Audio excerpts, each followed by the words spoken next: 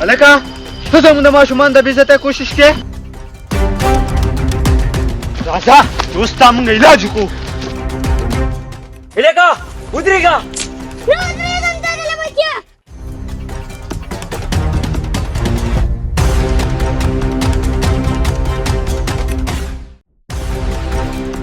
ولې بچیا څه چل دی ولې رامنډې وې؟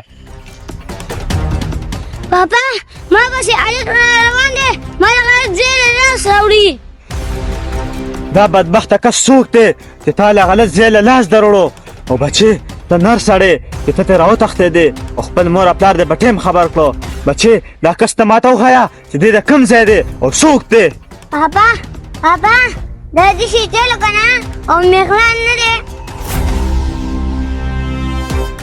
هلکه ماشومه په دې غرمه کې څه کې؟ زه خو ځانه انځران شو کومه. یا بچیا دا خو ډېره ګرمي ده، راځه شربت مهرباني موس کما او پیسې به لم درکما او انځران به لم وشوګومه. راځه بچی راځه. عدنانه بچی دې خوا راشتو.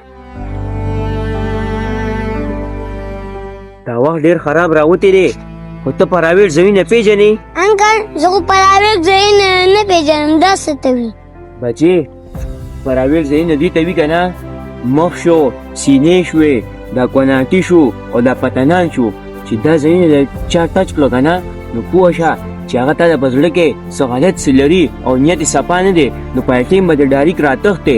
کو په سکول کې یې له چا وکړو نو ډاریک به خپل استاز خبرې او کو بار د له چا وکړو یا په کور کې نو خپل مشران به خبرې بیا.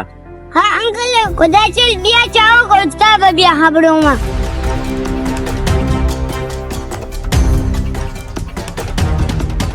بس بچې دا د سم کار کړل دی او راځه چې ورځو پسې اوس.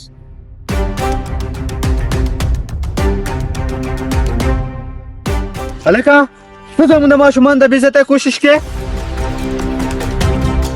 راځه چې اوس ستا موږ علاج وکړو.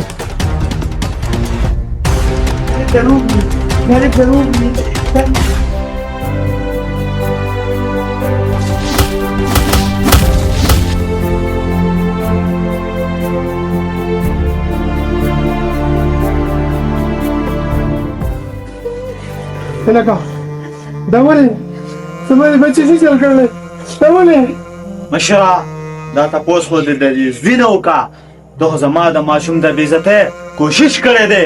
هلکه وروڼې دا ته څه خبرې درېږې؟ دا خو ماشوم ښه سلک دی د ده سره به دې څه چل کوه؟ دا ته څه خبرې کوې وروڼې؟